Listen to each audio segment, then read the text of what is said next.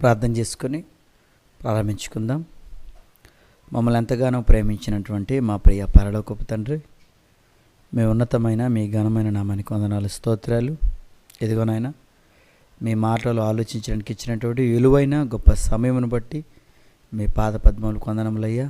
మీ మాటలు చెబుతున్న నాకు సమయోచితమైన జ్ఞానాన్ని దయచేయండి. వింటున్న వారు కూడా, నేర్చుకుంటున్న వారు కూడా నాయన చక్కగా వాళ్ళు నేర్చుకోవడానికి కావలసినటువంటి సహాయమును దయచేయండి. యేసుక్రీస్తు నామములో ఈ ప్రార్థన అడుగుచున్నాము తండ్రి, ఆమేన్. క్రీస్తునందు ప్రియులందరికీ ప్రభు అయిన యేసుక్రీస్తు వారి పరిశుద్ధమైన నామములో మీ అందరికి వందనాలు.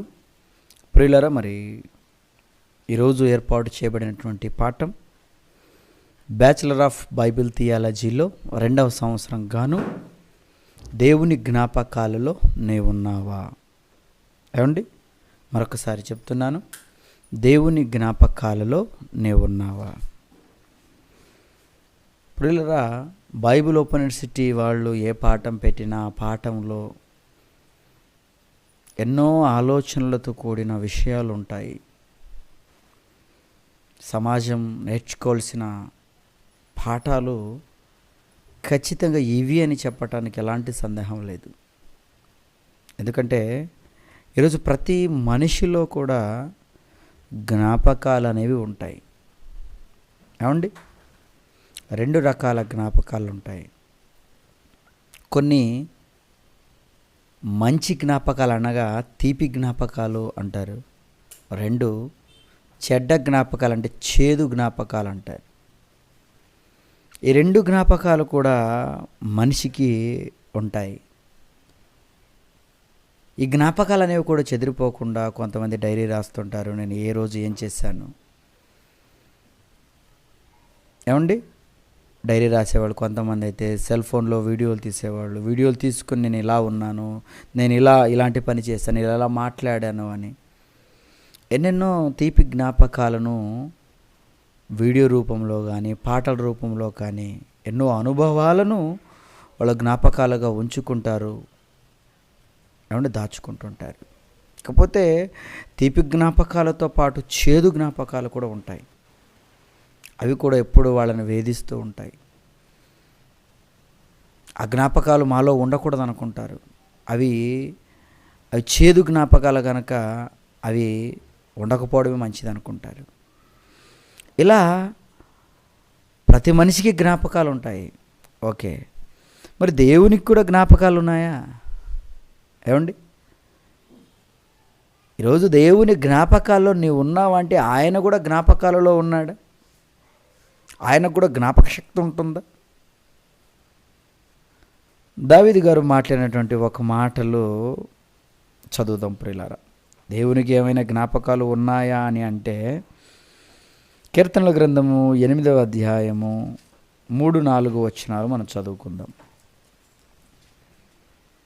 కీర్తనల గ్రంథము 8వ అధ్యాయము 3-4 వచనాలు. నీ చేతి పని అయిన నీ ఆకాశములను నీవు కలుగజేసిన చంద్ర నక్షత్రములు నేను చూడగా, నీవు మనుష్యుని జ్ఞాపకము చేసుకొనుటకు వాడేపాటివాడు? దేవుడు కూడా జ్ఞాపకం చేసుకుంటున్నాడట. ఏమండి, ఎవరిని జ్ఞాపకం చేసుకుంటున్నాడయ్యా అంటే మనిషినా?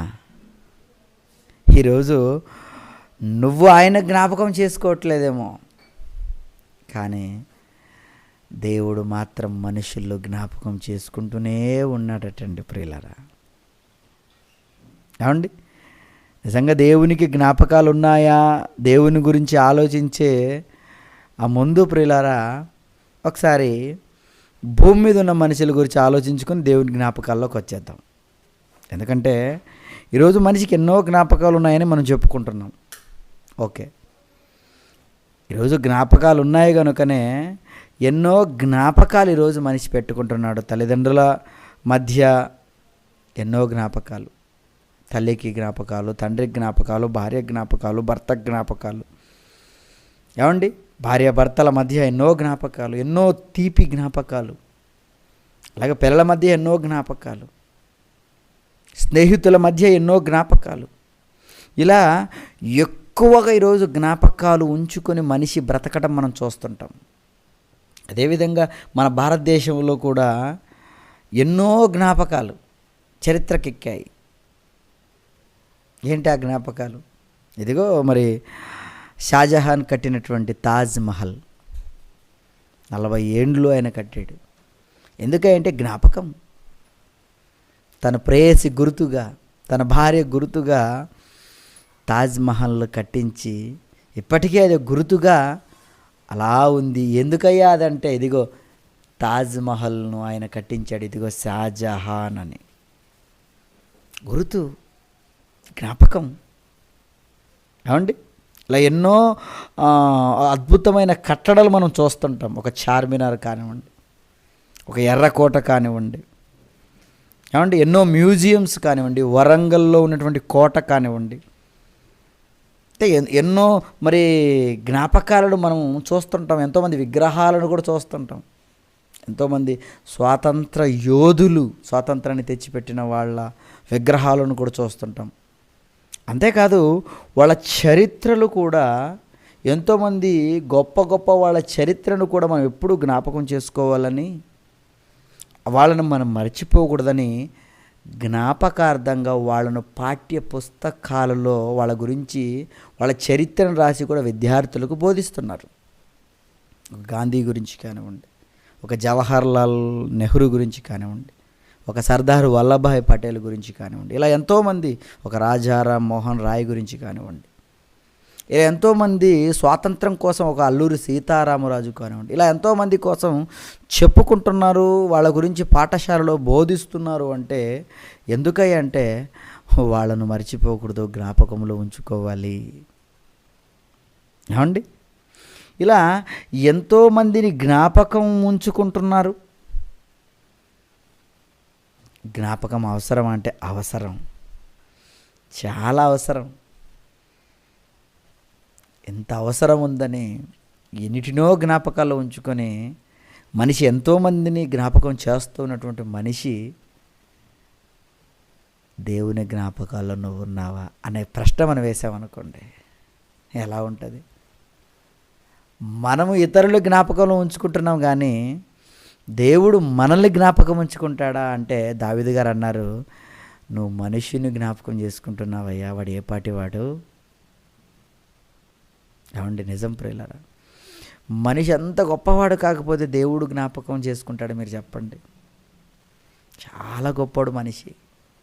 అందుకని ఈరోజు ప్రపంచాన్ని ఏలుతున్నాడు. ప్రపంచాన్ని ఏలుతున్నది జంతువులు కాదు సుమా, ప్రపంచాన్ని ఏలుతున్నది పక్షులు కాదు, ప్రపంచాన్ని ఏలుతున్నది ఏమండి ఏవో గొప్ప గొప్పవైన మత్స్యాలు కాదు. ఎన్నో ప్రాణులు ఉన్నాయి కదండి ఈరోజు మనిషి కంటే బలం కలిగినవి. కానీ వీటన్నిటికి రారాజు మనిషి, వీటన్నిటి ఏలుతున్నాడు, వీటన్నిటి అనుభవిస్తున్నాడు మనిషి. ఈ మనిషి వీటన్నిటిని ఏలుతున్నాడంటే కారణం మనిషి దేవుని కుమారుడు. అందుకనే దేవుని జ్ఞాపకాల్లో ఎప్పుడు కూడా మనిషి ఉన్నాడు. దేవునికి కూడా కొన్ని జ్ఞాపకాలు ఉన్నాయి ప్రియులారా. అది దావీదు గారు మనకు గుర్తు చేశాడు, మనుషులు నువ్వు గుర్తు చేసుకుంటున్నావయ్యా అని. ఇంకా ఆయన గుర్తుల గురించి మాట్లాడుకుంటూ ఒకానొక సందర్భంలో నోవాహు జలప్రళయం తర్వాత ఒక ధనస్సు వస్తుంది. ఆ ధనస్సు గురించి మాట్లాడితే ఏమని మాట్లాడుతున్నాడు చూడండి ఒకసారి. ఆదికాండము 9వ అధ్యాయము 13-14 వచనాలు చదువుదాం ప్రియులారా. ఆదికాండము 9వ అధ్యాయము 13-14 వచనాలు. మేఘములలో నా ధనస్సును ఉంచి తిని, అది నాకును భూమికిని మధ్య నిబంధనకు గుర్తుగా ఉండును. భూమిపైకి నేను మేఘమును రప్పించినప్పుడు ఆ ధనస్సు మేఘములో కనపడును. అప్పుడు నాకును మీకును సమస్త జీవరాశులకు మధ్యనున్న నా నిబంధనను జ్ఞాపకము చేసుకొందును అంటున్నాడు చూడండి. దేవునికి కూడా జ్ఞాపకం చేసుకోవడానికి, జ్ఞాపకం చేయటానికి ఒక నిబంధన పెట్టేటట్టండి ఆకాశంలో. ఏంటది? ధనస్సు, రైంబో అంటారు దాన్ని. చాలామంది ధనస్సుకు పేరు పెట్టేశారు. ఏ ధనస్సు అటది? ఇంద్రధనస్సా? కలిపారు మీరే. ధనస్సు, నా ధనస్సు అన్నాడు చూడండి. అంటే దేవుని ధనస్సు అది. ఆ ధనస్సుని ఎందుకు పెట్టాడో తెలుసా? జ్ఞాపకార్థంగా, ఆయన జ్ఞాపకం చేయటానికి. ఇదిగో మీకును ఏమండి నీకును నాకును ఏమంటున్నాడు చూడండి, అది నాకును భూమికి మధ్య నిబంధన గురుతు. నేను భూమి మీద మళ్ళీ ప్రచండమైన వర్షంతో ముంచెత్తే ఒక పెద్ద ప్రచండమైన జలప్రళయం రాకుండానట్లు. దగ్గర ఆనాడు నోవాహు జలప్రళయంలో ఎలాంటి వర్షం వచ్చింది మీరు చెప్పండి? ఆకాశ తూములు విప్పబడ్డాయట. మొత్తం సర్వనాశనం అయిపోయింది ప్రపంచ మానవళి. నోవాహు ఆ ఓడలో ఉన్నటువంటి వాళ్ళు తప్ప. అలాంటిది మళ్ళీ రాదు. నాకు గుర్తు చేయడానికి ధనస్సు. అంటే దేవునికి కూడా జ్ఞాపకాలు ఉన్నాయా? ఏమండి? ఒక నిబంధన గుర్తును అనగా జ్ఞాపకమును పెట్టుకున్నాడు. ఏమండి? తన పని చేసే వాటిని అంటే తనకు గుర్తు చేయడానికి దేవుడు జ్ఞాపకం పెట్టుకున్నాడు. అంతేకాదు మలాకీ గ్రంథాన్ని ఒకసారి చూస్తే ఇంకేమున్నా చూడండి. ఆయన జ్ఞాపకాలలో మలాకీ గ్రంథం 3వ అధ్యాయం 16వ వచనంలో మాట్లాడుతూ ఏమండి ఆయన ఒక గ్రంథం రాసుకుంటున్నాడు చూడండి. అప్పుడు దేవుని యందు భయభక్తులు కలిగిన వాళ్ళు ఒకరితో ఒకరు మాట్లాడుకొనుచుండగా యెహోవా చెవియొగ్గి ఆలకించెను. మరియు యెహోవా యందు భయభక్తులు కలిగి ఆయన నామమును స్మరించుచు ఉండు వారికి జ్ఞాపకార్థముగా ఒక గ్రంథము ఆయన సముఖమందు వ్రాయబడెను. ఏమండి? దేవుడు గ్రంథాన్ని కూడా రాసుకుంటున్నాడట. ఎప్పుడు గ్రంథంలో ఏం రాసుకుంటున్నాడో తెలుసా? తన గురించి ఎవరెవరు మాట్లాడుకుంటున్నారో, ఎవరెవరు లేదో. ఏమండి? తన నామమును స్మరించే వాళ్ళకి, ఆయన నామాన్ని స్మరించేవారుగా మీరున్నారా? అయితే మీ పేరు రాసుకుంటున్నాడు ఆయన. ఏమండి? మీకు అర్థమవుతుందా? మీ పేరు వ్రాయబడాలి అంటే ప్రియులారా మీరేం చేయాలి? ఆయన నామమును మీరు స్మరిస్తూ ఉండాలి. దేవుని యందు భయభక్తులు కలిగి ఉండాలి. అప్పుడు దేవుని జ్ఞాపకాల్లో నువ్వుంటావు. మీరు మనుషులుగా ఎవరినెవరినో వేటినో మీరు జ్ఞాపకం ఉంచుకున్నారు. కానీ ఆ జ్ఞాపకం ఎంతవరకు మీకు ప్రయోజనకరం? కానీ దేవుని జ్ఞాపకాల్లో నువ్వు ఉన్నావనుకో, ఆయన ఒక గ్రంథాన్ని రాసుకొని ప్రియులారా ఏమండి నీ పేరు గనక అందులో రాశాడనుకో, ఇకేమైనా ఉందా? ఎంత గొప్ప ధన్యులండి మీరు. ఒకసారి ఫిలిప్పు పత్రిక 2వ అధ్యాయము 6, 7, 8 వచనాలు చదువుతామండి. ఆయన దేవుని స్వరూపము కలిగిన వాడయుండి దేవునితో సమానముగా ఉండుట విడిచిపెట్టకూడని భాగ్యమని ఎంచుకొనలేదు. కానీ మనుష్యుని పోలికగా పుట్టి దాసుని స్వరూపము ధరించుకొని తను తానే రిక్తునిగా చేసుకొనెను. ఎవరు? యేసుక్రీస్తుల వారండి. మన అన్న అయినటువంటి యేసుక్రీస్తుల వారు ఆయన బ్రతుకు విధానం గురించి చెబుతూ ఆయన దాసుడుగా ఉన్నాడటండి. తన్ను తానే రిక్తునిగా చేసుకున్నాడు. తన్ను తానే తగ్గించుకొని బ్రతకాడు. ఎందుకయ్యా అలా బ్రతుకుతున్నావంటే నా పేరు ఆయన జ్ఞాపకాల్లో ఉండాలి. ఎందుకంటే ఆయన నామమును స్మరించు వారిని దేవుడు జ్ఞాపకంగా ఒక గ్రంథంలో రాసుకుంటున్నాడు కదా. ఇప్పుడు నేను కూడా ఆయన స్మరణలను నేను ఉండాలి. ఆయన జ్ఞాపకాల్లో నేను ఉండాలి. ఆయన నేను స్మరిస్తాను. ఆయన యందు నేను భయభక్తులు కలిగి ఉంటాను. అందుకనే హెబ్రీయులకు రాసిన పత్రిక 5వ అధ్యాయం 7వ వచనంలో మాట్లాడుతూ హెబ్రీయులకు రాసిన పత్రిక 5వ అధ్యాయము 7వ వచనంలో శరీరధారి అయ్యున్న దినములలో మహారోదనతోనూ కన్నీళ్లతోనూ తన్ను మరణం నుండి రక్షింపగల వానికి ప్రార్థనలను యాచనలను సమర్పించి భయభక్తులు కలిగి ఉన్నందున ఆయన అంగీకరింపబడి. ఇదిగో భయభక్తులు కలిగి ఉంటే రాసుకుంటానన్నాడు కదా. ఇదిగో యేసు క్రీస్తుల వారు భయభక్తులు కలిగి ఉన్నారండి. భయభక్తులు కలిగి ఉన్నాడు. మహారోదన, కన్నీళ్ళు, బాధ.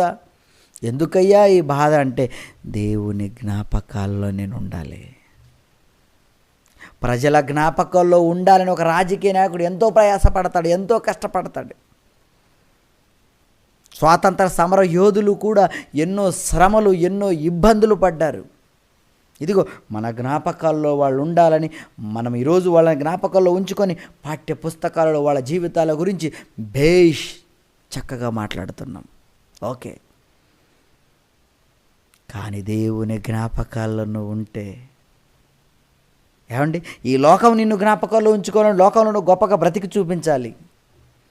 మరి దేవుడు నిన్ను జ్ఞాపకాల్లో ఉంచుకొని నీకు నిత్య జీవం ప్రసాదించాలంటే మనం ఎలా ఉండాలి ప్రియులారంటే, గొప్పగా మన జీవితం ఉండాలి. అలా గొప్పగా తన జీవితాన్ని ఉంచుకున్న వారుగా యేసుక్రీస్తుల వారు మనకు కనపడతారు ప్రియులారా. అలా గొప్పగా బ్రతికి దేవుని జ్ఞాపకములో చాలా చక్కగా ఉన్నాడు. అలా ఉండటం కోసం ఆయన కష్టపడ్డాడు. ఎంత కష్టం అంటే శరీరధారి అయి ఉన్న దినములలో రోదనటండి, బాధటండి, హింసటండి. దేవుని యందు భయభక్తులు కలిగి ఉన్నందున అంటాడు చూడండి. అంటే దేవుని యందు భయభక్తులు కలిగి ఎందుకున్నాడంటే దేవుని జ్ఞాపక గ్రంథములు ఆయన వ్రాయబడటానికి ప్రియులారా. ఏమండి, ఇంకా ఆయన ఏం చేశారో మనం చూస్తే యోహాను రాసిన సువార్త 6వ అధ్యాయము 38వ వచనం.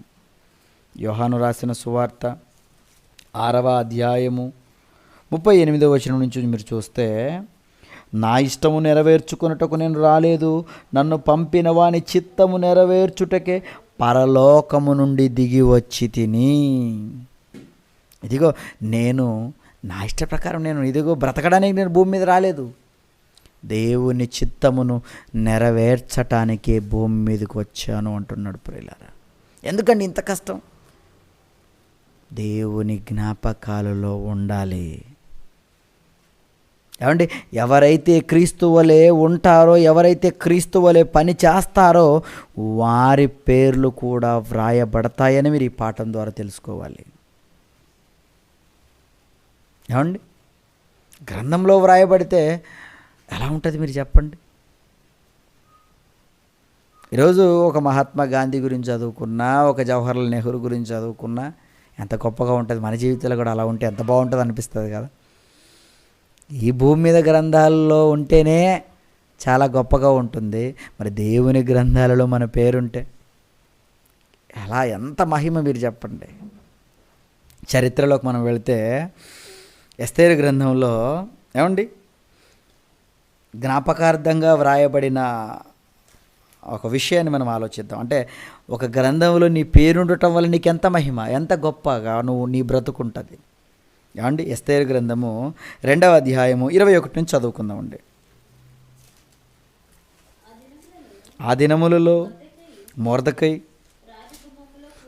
రాజగుమ్మములో కూర్చొని ఉండగా రాజు యొక్క ఏమని ఇద్దరు షండుగై బిగ్దాను తెరాషు అను ద్వారపాలకులు కోపగ్రస్తులై రాజైన అహర్వేషుని చంపుటకు ఆలోచించుకుని ఉండిరి. ఈ సంగతి మొర్దెకైకి తెలియబడినందున అతడు దానిని రాణి అయిన ఎస్తేరుతో చెప్పెను. ఎస్తేరు మొర్దెకై పేరిట రాజునకు దానిని తెలియజేసెను. ఆ సంగతిని గురించి విచారణగా ఏమండి అది నిజమాయను. అందుచేత వారిద్దరును ఒక చెట్టును ఉరి తీయబడిరి. ఇది రాజు ఎదుటనే రాజ్య సమాచార గ్రంథమందు వ్రాయబడిను. చూడండి, ఒక జ్ఞాపకార్థంగా లోకంలో ఒక మంచి పని చేసిన ఆయన పేరు గ్రంథంలో రాసుకున్నారు. అంటే మనం దేని గురించి ఆలోచిస్తున్నామంటే అంటే జ్ఞాపకార్థ గ్రంథంలో మన పేరుంటే ఎంత గ్రేటో మీకు చెప్తున్నా. ఇప్పుడు ఇతడు చేసినటువంటి పని జ్ఞాపకార్థంగా ఇదిగో రాజును ప్రాణాలు తీయాలనుకున్నారు ఇద్దరు. ఇప్పుడు ఇతను కాపాడాడు. ఆ సంగతిని రాజ్య సమాచార గ్రంథంలో రాజు రాయించాడు. ఆ రాసినందుకు మొర్దెకై జీవితంలో ఎలాంటి మహిమ పొందాడో ఒకసారి అక్కడ చదువుకుందాం ప్రియులారా. ఎస్తేరు గ్రంథంలోనే 6వ అధ్యాయానికి రండి, 1వ వచనం నుంచి. ఆ రాత్రి రాజుకు నిద్ర పట్టలేదటండి. పోయినందున రాజ్య సమాచారపు గ్రంథపు తెమ్మని రాజు ఆజ్ఞాగీయగా అది రాజు ఎదుటను చదివి వినిపింపబడెను.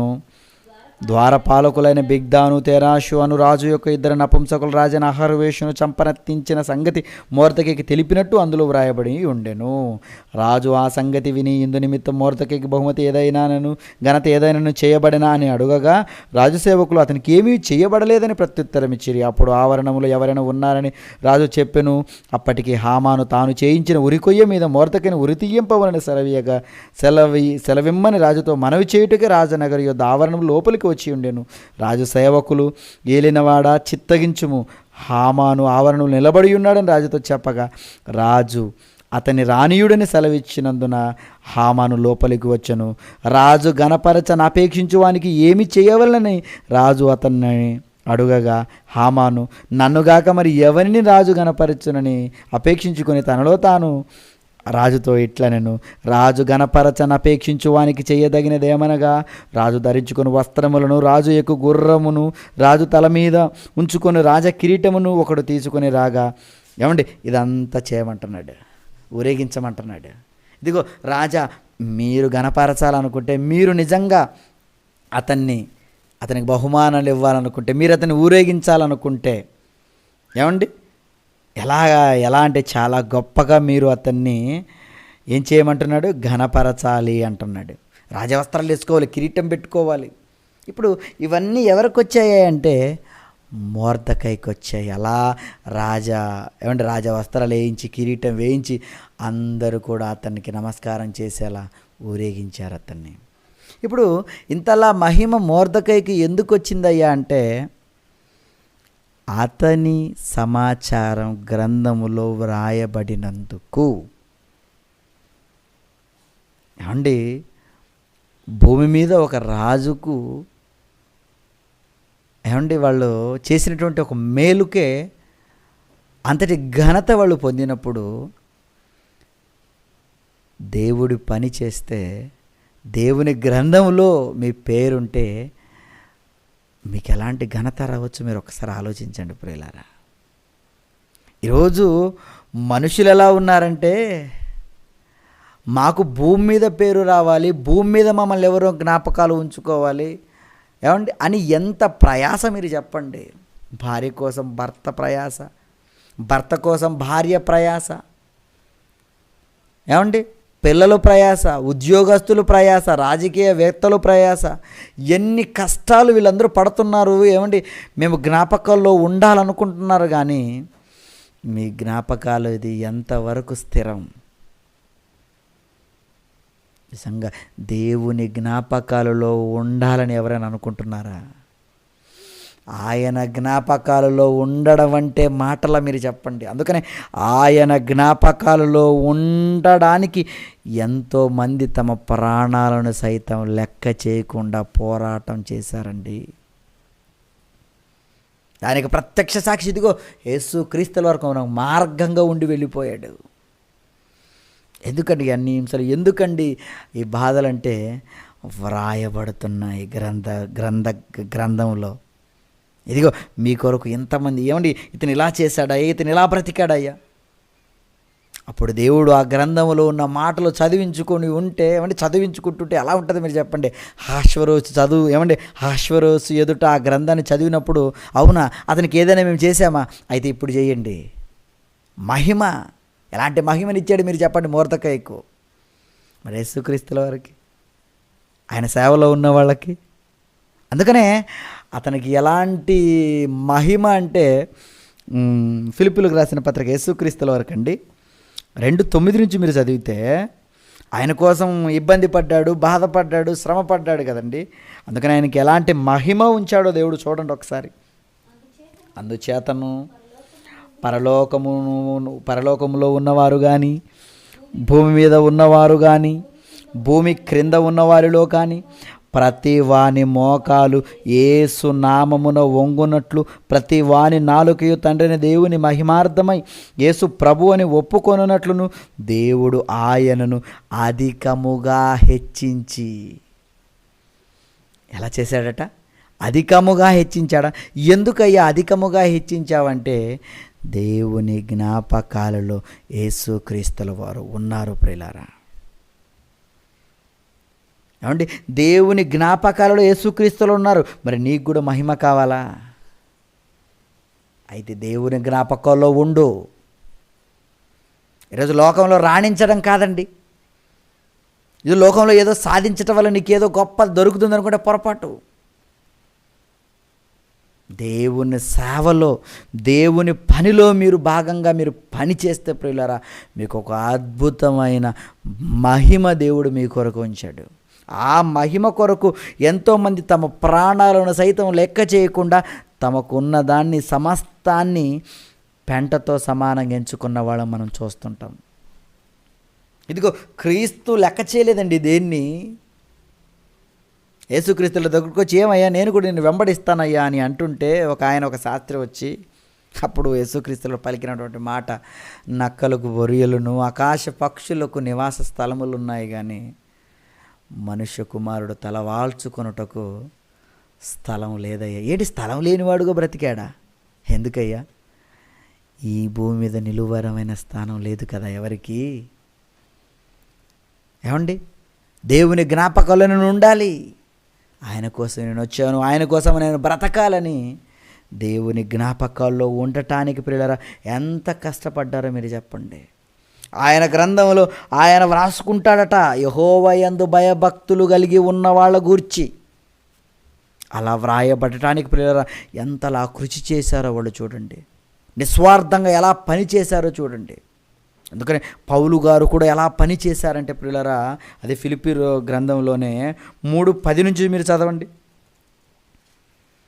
ఏ విధము చేతనైనను మృతుల నుండి నాకు పునరుద్ధానం కలగవలెనని ఆయన మరణ విషయంలో సమాన భావము గలవాడనై ఆయనను ఆయన పునరుద్ధాన బలమును ఎరుగు నిమిత్తమును ఆయన శ్రమలలో పాలివాడు నగుట ఎట్టిదో ఎరుగు నిమిత్తమును సమస్తమును నష్టపరుచుకొని వాటిని పెంటతో సమానముగా ఎంచుకొనిచున్నాను అంటున్నాడు చూడండి. ఎందుకండి పెంటతో సమానంగా సమస్తాన్ని ఎంచుకున్నాడు? బుద్ధి లేదా? బుద్ధి ఉన్న వాళ్ళు ఇదే చేస్తారు. జ్ఞానులు అయినటువంటి వాళ్ళు దేవుని కోసం వెనకాడరు, దేవుని కోసం ఖర్చు చేస్తారు, దేవుని కోసం ఏదైనా ఇచ్చేస్తారు. కారణం దేవుని జ్ఞాపకాల్లో నేను ఉండాలి. ఒక మనిషి జ్ఞాపకాల్లో, ఒక పెద్ద యజమానుల జ్ఞాపకాల్లో ఉంటేనే మనకు మేలు ఉంటుంది కదా. మరి అలాంటిది దేవుని జ్ఞాపకాల్లో మనం ఉంటే మనకు వచ్చేటటువంటి ఆ మహిమ ఘనత ఎలాంటిది మీరు ఒక్కసారి ఆలోచించండి ప్రియులారా. కనుక ఆయన జ్ఞాపకాలలో మనం ఉండాలని మీరు అనుకుంటున్నారా? ఎందుకంటే ఆయన జ్ఞాపకాల్లో ఉంటేనే కదా నువ్వు ఆయన నీ పేరు రాయమని చెప్పేది. అందుకనే పౌలు గారు అక్కడే 4వ అధ్యాయంలోనే 3వ వచనంలో అంటాడు, అవును నిజమైన సహకారి ఆ స్త్రీలు క్లెమెంతితోనూ నా ఇతర సహకారులతోనూ సువార్త పనిలో నాతో కూడా ప్రయాసపడిన వారు గనుక వారికి సహాయం చేయమని నేను వేడుకొనుచున్నాను.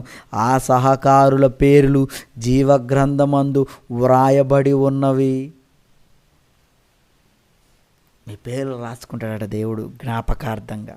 ఎలా ఉంటే రాసుకుంటాడంటే సహకారులుగా ఉన్న వారి పేరు రాసుకుంటాడు. సువార్త పనిలో సహకారులుగా, దేవుని సేవ చేసే వాళ్లకు మీరు సహకారులుగా, దేవుని సేవలో భాగంగా ఇదిగో ఆ పనిలో సువార్త వ్యాప్తి కొరకు మీరు ఏమైనా ఖర్చు చేశారా? నా నిమిత్తము, సువార్త నిమిత్తము ఇండ్లనైనను, ఏమంటే భూములైనను, అన్నదమ్ములైనను, అక్క చెల్లెళ్ళైనను మీరు పోగొట్టుకున్నారా? మీరు ధన్యులు. నిత్య జీవం మీరు స్వతంత్రించుకుంటారు 100% అన్నాడు యేసుక్రీస్తుల వారు. ఎందుకు? మీరు రాసేవన్నీ, మీరు చేసేవన్నీ గ్రంథస్థం చేస్తున్నాడండి దేవుడు. ఎంత గొప్ప భాగ్యం మీరు చెప్పండి. ఈరోజు మీరు చేస్తున్న పనులు, భూమి మీద మీరు చేస్తున్నటువంటి ప్రయాస అంతా అది గాలికే అన్నాడు భక్తుడు. మీరు ఎంత ప్రయాసపడండి, ఎవరి కోసం ఎంత ఆలోచించండి, అది వేస్ట్ అయ్యి అది వ్రాయబడదు. కానీ దేవుని పనిలో మీరు ఏదైతే చేస్తున్నారో, ఏ కష్టమైతే మీరు పడుతున్నారో, ప్రతిదీ జ్ఞాపకార్థంగా గ్రంథస్థం దేవుడు చేస్తున్నాడు. అందుకని అప్పుడు గ్రంథములు విప్పబడతాయట. ఏమండి చూడండి ఒకసారి ప్రకటన గ్రంథము. ఏమండి ఈరోజు మనిషి చేస్తున్నటువంటి ప్రతీది ప్రియులారా గ్రంథముల యందు వ్రాయబడుతుంది. 20వ అధ్యాయం ప్రకటన గ్రంథము. ఏమండి ప్రకటన గ్రంథం 20వ అధ్యాయము 12వ వచనంలో చూడండి. మరియు గొప్పవారేమి క్రొద్దివారేమి మృత్యుల్లో అయిన వారందరూ ఆ సింహాసనం నిలబడి చూచి తిని అప్పుడు గ్రంథములు విప్పబడెను. ఏమండి మరియు గ్రంథములు విప్పబడెను, మరియు జీవ గ్రంథమును వేగ గ్రంథము విప్పబడెను. ఆ గ్రంథములో ఎందుకు వ్రాయబడి ఉన్న వాటిని బట్టి తమ క్రియల చొప్పున మృతులు తీర్పు పొందిరి. తమ క్రియల చొప్పున నువ్వేమేం పని చేశావో అన్ని పనులు కూడా దేవుడు రాసుకుంటున్నాడట ప్రియులారా. కనుక ప్రతి వాడు కూడా ఎలా ఉండాలి, ఎలా బ్రతకాలి, వ్రాయబడిన దాన్ని బట్టి అక్కడ 21-27 చూడండి ఒక్కసారి. 21-27లో అక్కడే గొర్రెపిల్ల యొక్క జీవ గ్రంథమందు వ్రాయబడిన వారే దానిలో ప్రవేశింతురు. ఇదిగో మీరు దేవుని జ్ఞాపకార్థంగా ఒక గ్రంథం ఉంది కదా, ఆ గ్రంథములో మీరు వ్రాయబడిన వాళ్ళైతేనే మీరు ప్రవేశిస్తారు పరలోకంలో.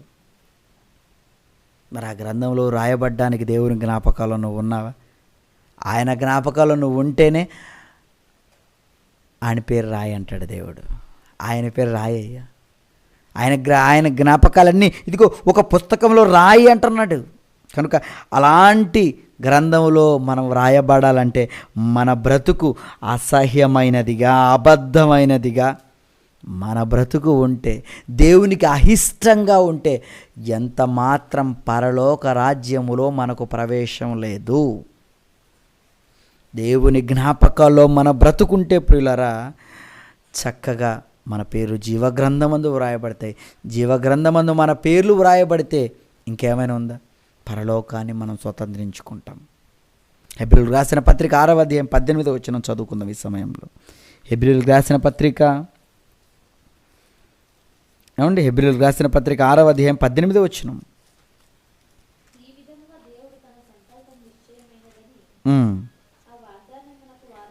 ఆ వాగ్దానానికి వారసులైన వారికి మరి నిశ్చయం కనపరచడం ఉద్దేశించిన వాడై తాను అబద్ధమాడజాలని నిశ్చలమైన 2 సంగతులను బట్టి మన ఎదుట ఉంచబడిన నిరీక్షను చేపట్టకు శరణాగతులమైన మనకు బలమైన ధైర్యము కలుగునట్లు ప్రమాణము చేసి వాగ్దానము దృఢపరిచెను. ఈ నిరీక్షణ నిశ్చలము స్థిరమై మన ఆత్మలకు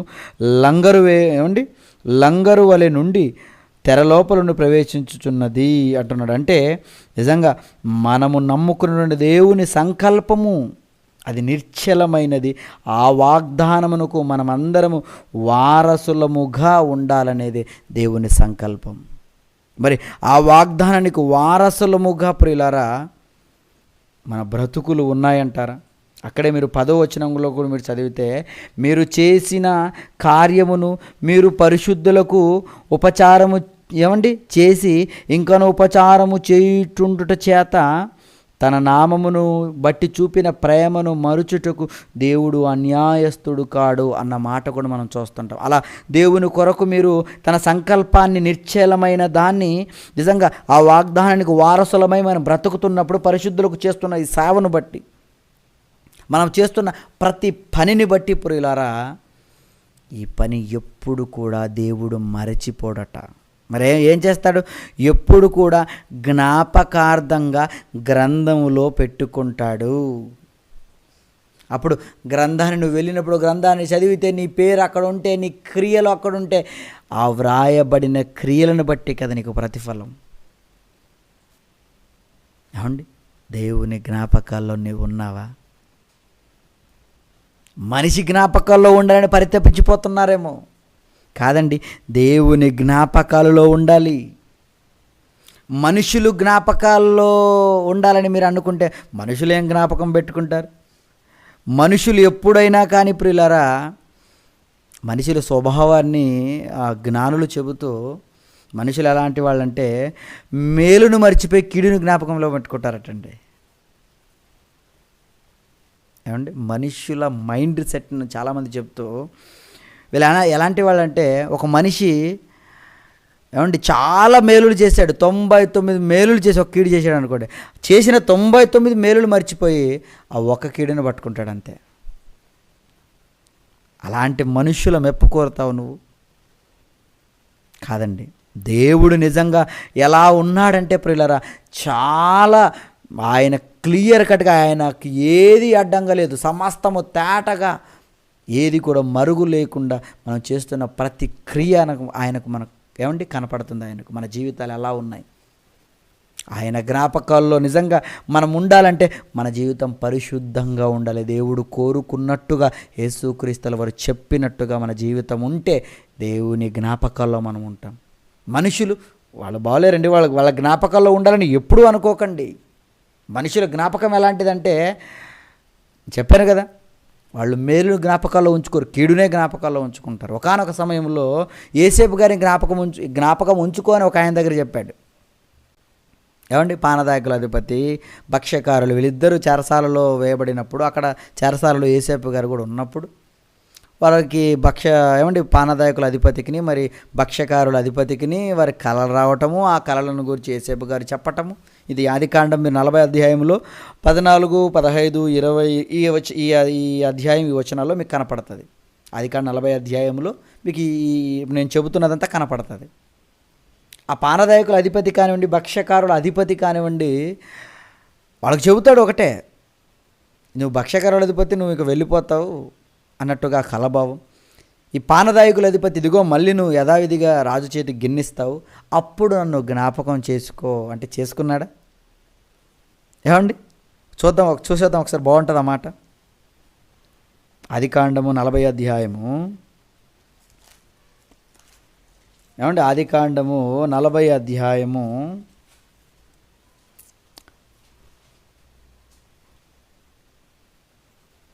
ఎక్కడ చూస్తారంటే 40 అధ్యాయముల్లో 20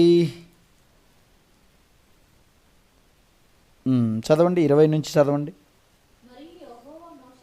23 చదవండి డైరెక్ట్గా.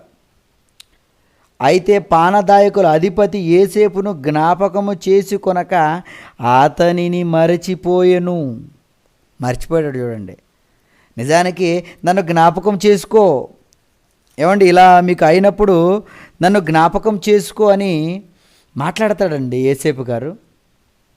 ఎక్కడ 14వ వచనం కూడా చదవండి. 14వ వచనం, కాబట్టి నీకు క్షేమము కలిగినప్పుడు నన్ను జ్ఞాపకం చేసుకొని నా యందు కరుణించి ఫరోతో నన్ను గూర్చి మాట్లాడి ఈ ఇంటిలో నుండి నన్ను బయటకు రప్పించుము. ఇదిగో నన్ను జ్ఞాపకం చేసుకో, నీకు ఇదిగో నేను చెప్తున్నాను కదా నీ కలభావం, నేను చేసుకుంటాను అని చెప్పిపోయి బయటికి వెళ్ళిపోయి ఇది నేను చేశాడు, మర్చిపోయాడటండి. అంటే దీన్ని ఎందుకు చదివించానంటే మనుషులు ఇలాగే మర్చిపోతారు. మీరు చేసిన మేళ్ళలో గుర్తుండవు, కానీ మీరు చేసే చిన్నదైన దాన్నే పట్టుకొని వేలాడుతుంటారు.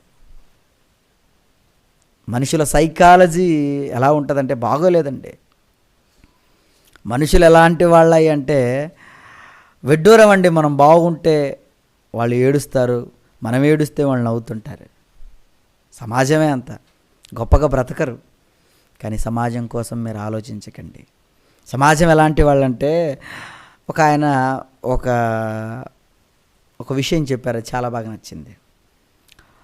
ఒక తండ్రి కొడుకులు ఒక గాడిద కొనుక్కొని వస్తూ ఉన్నారటండి.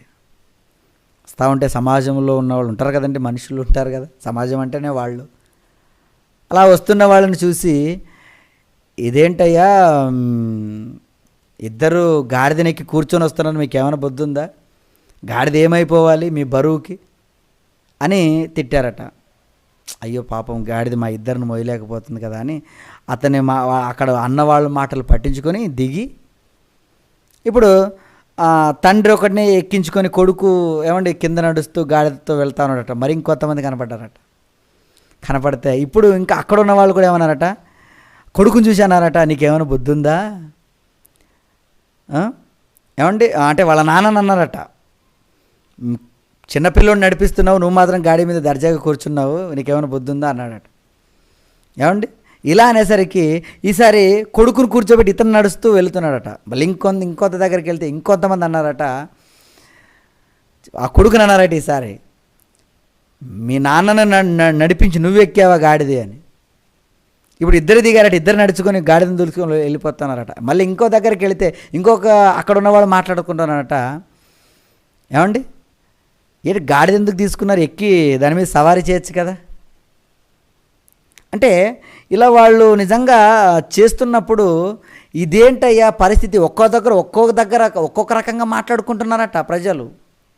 అంటే ఇది ఎందుకు చెప్పానంటే ఈ ప్రజలు అంతేనండి, మీ దగ్గర ఒక మాట, ఇంకొక దగ్గర ఇంకొక మాట, ఇంకొక దగ్గర ఇంకో మాట. కానీ దేవుడు మాత్రం అలా లేదు ప్రియులారా. దేవుడు ఎప్పుడు మిమ్మల్ని కనిపెడుతూనే ఉన్నాడు, మీ జీవితం ఎలా ఉందో చూస్తున్నాడు. మీరు మాత్రం నిష్కల్మషంగా నిష్కాపాఠ్యముగా వాక్యాన్ని ధరించుకున్న వారై దేవుడు కోరుకున్నట్లుగా యథార్థంగా మీ జీవితం ఉండగలిగితే ప్రపంచంలో ఉన్నవాళ్ళు, ఇదిగో లోకంలో ఉన్నవాళ్ళు మాటలు మారుస్తారేమో, మర్చిపోతారేమో, నేను జ్ఞాపకాల్లో నువ్వు చేసినవన్నీ మర్చిపోయి నువ్వు చేసిన మేలును మర్చిపోతారేమో. కానీ దేవుడు మాత్రం నువ్వు చేసిన మేలును మరుచుటకు దేవుడు అన్యాయస్తుడు కాదు అన్న మాటను మనం చదువుకున్నాం. కనుక అలాంటి దేవుని జ్ఞాపకాల్లో మనం ఉన్నామా? ఏమండి నిజంగా మనం ఉన్నాం? అలా ఆయన జ్ఞాపకాల్లో ఉండాలనేనండి ఈ మాటలు. కొరింథీయులకు రాసిన మొదటి పత్రిక 8వ అధ్యాయము. ఏమండి కొరింథీయులకు రాసినటువంటి మొదటి పత్రిక 8వ అధ్యాయము 2 వచనం నుంచి చదవండి.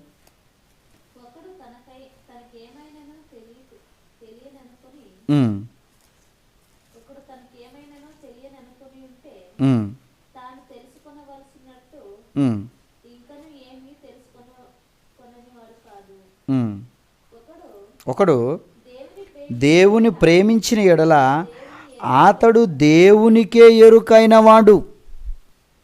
నువ్వు దేవుణ్ణి ప్రేమిస్తే ప్రపంచంలో ఎవ్వరికి తెలియకపోయినా పర్లేదు, దేవునికి నువ్వు తెలుసట. అదే ఈ మాటల్లోని అర్థం.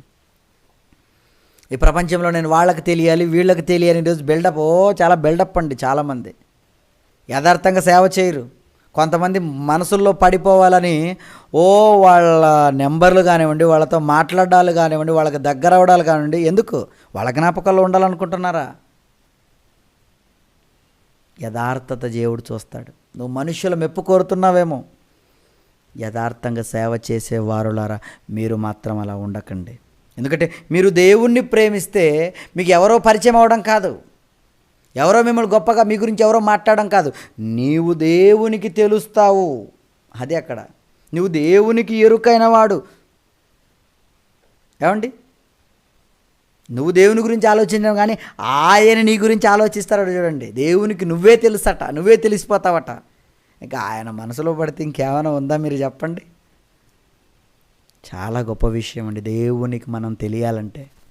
కనుక అలా దేవునికి మనం తెలిసేటట్లుగా మన జీవితాలు ఉన్నాయా? ఒకనాడు అబ్రహాం, ఇస్సాకు, యాకోబులు, వాళ్ళ గురించి దేవుడు గొప్పగా, ఇదిగో నేను అబ్రహాం, ఇస్సాక్, యాకోబుల దేవుణ్ణి. ఎందుకండి వాళ్ళని జ్ఞాపకం చేసుకొని అంత గొప్పగా మాట్లాడుకుంటున్నాడు వాళ్ళ కోసం. వాళ్ళ జీవితాలు ఎలా ఉన్నాయి మీరు చెప్పండి? దేవుడంటే ఏదైనా ఇచ్చేసేవారుగా, దేవుడంటే ఏదైనా చేసేవారుగా వాళ్ళ జీవితాలలో గొప్పగా బ్రతికారు. అందుకని వాళ్ళ కోసం మాట్లాడినప్పుడు ప్రతి మాటలో మీరు చూడండి, నేను అబ్రహాం, ఇస్సాకు, యాకోబుల దేవుడిని. నిర్గమ 2:24 చూద్దానండి, ఒకసారి ఆ మాటను చదువుకుందాం. నిర్గమకాండం 2వ అధ్యాయము ఏమంటే 24 వచనం ప్రియులారా. కాగా దేవుడు వారి మూలుగులను విని అబ్రహాము, ఇస్సాకు, యాకోబులతో తాను చేసిన నిబంధనను జ్ఞాపకము చేసుకొనెను. మళ్ళీ 3:15 చదవండి ఇప్పుడు. 3:15 నిర్గమకాండం 3:15. మరియు దేవుడు మోషేతో ఇట్లనెను, మీ పితరుల దేవుడైన యెహోవా అనగా అబ్రహాము దేవుడు, ఇస్సాకు దేవుడు, యాకోబు దేవుడునైనా యెహోవా మీ యొద్దకు నన్ను పంపానని నీవు ఇశ్రాయేలుతో చెప్పవలెను. నేను ఎవరి దేవుడినో తెలుసా? అబ్రహాము దేవుడిని, ఇస్సాకు దేవుడిని, యాకోబు దేవుడిని. ఏంటి దేవుని అడ్రస్ చెప్పాలంటే వాళ్ళని చెప్పాలా? నేను ఎవరినో తెలుసా? ఎంత గొప్పగా మాట్లాడుతున్నాడు. మరియు దేవుడు మోషేతో ఇట్లనెను, మీ పితరుల దేవుడని యెహోవా అనగా, ఇంకా ముందుకు చెప్తున్నాడు, అడ్రస్ చెప్తున్నాడు, పూర్తి అడ్రస్. ఇదిగో నేను అబ్రహాము దేవుడిని, ఇస్సాకు దేవుడిని, యాకోబు దేవుడిని.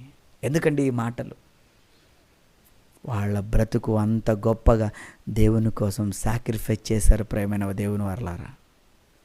మరి దేవుని జ్ఞాపకాల్లో ఉండటానికి మన వంతు కృషిగా దేవుని కోసం మనం ఏం చేయగలుగుతున్నాం? దేవుని జ్ఞాపకాలలో ఉండాలని, ఆయన జ్ఞాపకాలలో ఉంటే మాకు చాలా గొప్పగా ఇదిగో మాకు నిత్య జీవం దొరుకుతుందని మీరు అనుకుంటున్నారా? అనుకోవాలి.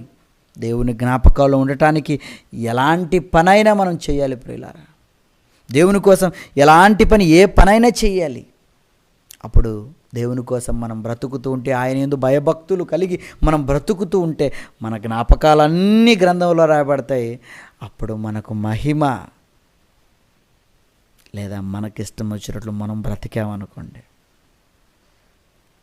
చేదు జ్ఞాపకాలండి దేవునికి. ఏమండి? కీర్తనల గ్రంథము 34వ కీర్తన 15-16 వచనాలు. 34వ కీర్తన, యెహోవా దృష్టి ఆయన దృష్టి అంతా నీతిమంతుల మీద ఉంటుంది. ఆయన చెవులు వారి మొరలకు ఏమున్నాయంట? అంటే వాళ్ళ నీతిమంతుల మొరను దేవుని చెవులు వింటాయటండి. దుష్క్రియలు చేయు వారి జ్ఞాపకమును భూమి మీద నుండి కొట్టివేయుటకై. ఏమండి, దేవుడు ఏం చేస్తున్నాడో తెలుసా ప్రియులారా? దుష్క్రియలు అంటే దేవునికి సంబంధించిన క్రియలు కాక దుష్క్రియలు మీరు చేసేవారుగా మీరున్నారంటే, ఇదిగో మీ జ్ఞాపకాలు చెరిపేస్తాడటండి. దేవుని జ్ఞాపకాల్లో లేకుండా మిమ్మల్ని తుడిచిపెడతాడటండి ప్రియులారా. మీ పేరును తుడిచిపెట్టడం అంటే మాటలా? పరిశుద్ధ పట్టణంలో పాలు లేకుండా చేస్తాడండి. నిత్య జీవానికి కాదు ఇప్పుడు వెళ్ళాల్సింది, అగ్నిగుండానికి. ఎవని పేరైనను ఏమండి జీవగ్రంథములో కనబడని ఎడల, చదువుకుంటారు ఆ మాట, చదవండి ఒకసారి. ఎంత బాగుంటుంది ప్రకటన గ్రంథం. ఏమండి? ప్రకటన గ్రంథము 20:15 వచనం అండి. ప్రకటన గ్రంథం 20:15 వచనం. ఎవని పేరైనను జీవగ్రంథమందు వ్రాయబడినట్టు కనబడని ఎడల వాడు అగ్నిగుండములో పడవేయబడును. నీ పేరు లేదా? వెళ్ళిపో. నీ పేరు ఉండాలంటే ఆయన జ్ఞాపకాల్లో ఉండాలి. నువ్వు ఆయన జ్ఞాపకాల్లో ఉండండి. ఆయన పనిలో ఉంటే, ఆయన నామమును స్మరిస్తూ ఆయన యందు భయభక్తులు కలిగి నువ్వు బ్రతుకుతూ ఉంటే నీ పేరు గ్రంథస్థం చేస్తాడు ఆయన. నీ క్రియలు రాసుకుంటాడు ఆయన. లేదనుకో, నువ్వు దుష్క్రియలు చేసేవారుగా ఉన్నావనుకో, దేవునికి విరోధంగా నీ బ్రతుకుందనుకో, ఏం చేస్తాడట? 34 కీర్తన 16లో అంటాడు కదా, దుష్క్రియలు చేయు వారి జ్ఞాపకమును భూమి మీద నుండి కొట్టివేయుటకై. చెడ్డవాడిని నేను జ్ఞాపకాల్లో పెట్టుకుంటా, అమ్మ బాబోయ్ ఆలోచన నాకొద్దు, చెడిపోతాను నేను, వాళ్ళ గురించి ఆలోచించడం వేస్ట్, వాళ్ళు బాగలేరు. అలాంటి వాళ్ళ కోసం ఆలోచించకుండా ఉండడమే మేలు అనుకుంటారు. దేవుడు కూడా ప్రియులారా, ఇదిగో మన క్రియలు బాగలేవా? ఏమండి, తుడిచేస్తాడు చూడండి గ్రంథంలో నుండి. మరొక మాటను చూద్దాం. కీర్తన గ్రంథం 109వ కీర్తన. ఏమంటే కీర్తనలు 109వ కీర్తన 15-16 వచనాలు చదవండి ఒకసారి.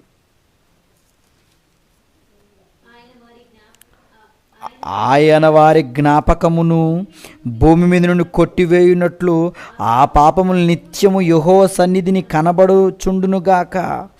ఏలయనగా కృప చూపవలనన్న మాట మరిచి శ్రమనొందన వారిని, దరిద్రుని, నలిగిన హృదయము గలవారిని చంపవలనని వాడు అతన్ని తరిమెను.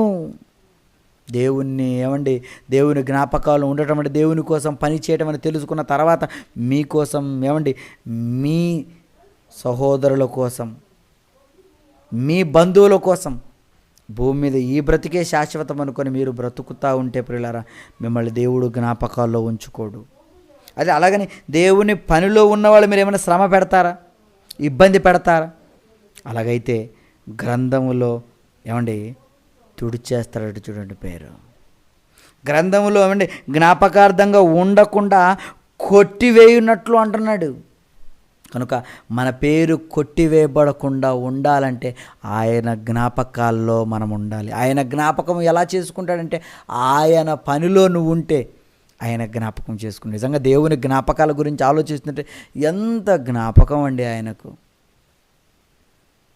ఏమండి మత్తయి సువార్త 1వ అధ్యాయంలో మనం చూస్తుంటాం ఎన్నో పేర్లండి. ఎందుకు? దేవుని జ్ఞాపకాల్లో వాళ్ళందరూ ఉన్నారు. అలాగే దినవృత్తాంతంలో ప్రారంభంలో కూడా మనం చూస్తుంటాం ఎన్నో పేర్లండి. ఎందుకండి అన్ని పేర్లు అంటే దేవుని జ్ఞాపకాలలో వాళ్ళందరూ ఉన్నారు. నిజంగా దేవుని జ్ఞాపకాలలో ఉంటే చాలా గొప్ప విషయం అండి, చాలా మహిమ ప్రియులారా. కనుక ఆయన యొక్క జ్ఞాపకాల్లో ఉండాలనే మీకు ఈ మాటలు.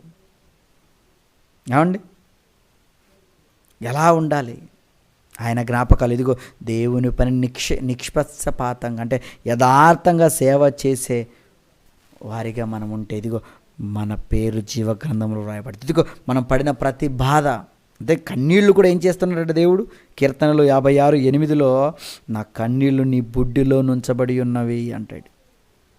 కాబట్టి కన్నీళ్ళు కూడా దాచుకుంటాడు ఆ జ్ఞాపకార్థం. అవును నా కొరకు ఇంత కష్టపడ్డావు నాయనా అని నిజంగా దేవుడు ఒక మహోన్నతమైన బ్రతుకును మనకి ఇవ్వబోతున్నాడు ఆయన కోసం మనం బ్రతికితే. కనుక దేవుని జ్ఞాపకాల్లో మీరందరూ ఉండాలని ఇష్టపడుతున్నారా? ఇష్టపడండి. దేవుని జ్ఞాపకాల్లో మీరు ఉండటం చాలా గొప్ప విషయం. ఒకవేళ ఆయన జ్ఞాపకాల్లో మీరు లేరా, ఆయన చెప్పినట్లు మీ బ్రతుకు లేదా, వాక్య ప్రకారంగా మీ బ్రతుకు లేదనుకోండి, అప్పుడు ఏమంటాడో తెలుసా? అక్రమము చేయువారలారా నా యొద్ద నుండి పొండి, నేను మిమ్మడు ఎన్నడను ఎరుగను. మత్తయి రాసిన సువార్త 7:22 ఉంటుంది కదండి మాట. నేను మిమ్మడు ఎన్నడను ఎరుగను. ఎందుకు ఎరగవయ్యా? మేము పుట్టాముగా తెలుసు కదా. తెలుసు కానీ మీరు భూమి మీద నా కొరకు బ్రతకలేదయ్యా, మీరు ఎవరో తెలియదు, వెళ్ళిపోండి. మీరు దుష్క్రియలు చేసిన వారు, మర్చిపోయాను నేను మిమ్మల్ని. దేవుని జ్ఞాపకాల్లో ఉండాలంటే దేవుడిచ్చినటువంటి వాక్య ప్రకారంగా నీ బ్రతుకుండాలి. అలా దేవుడిచ్చిన వాక్య ప్రకారంగా నీ బ్రతుకుంటే ఇదిగో ఆశీర్వదింపబడిన వారులారా రండి, ఇదిగో ఈ రాజ్యమును స్వతంత్రించుకోండి. మీ కొరకు ఏర్పరచబడిన ఈ రాజ్యమును స్వతంత్రించుకోనండి.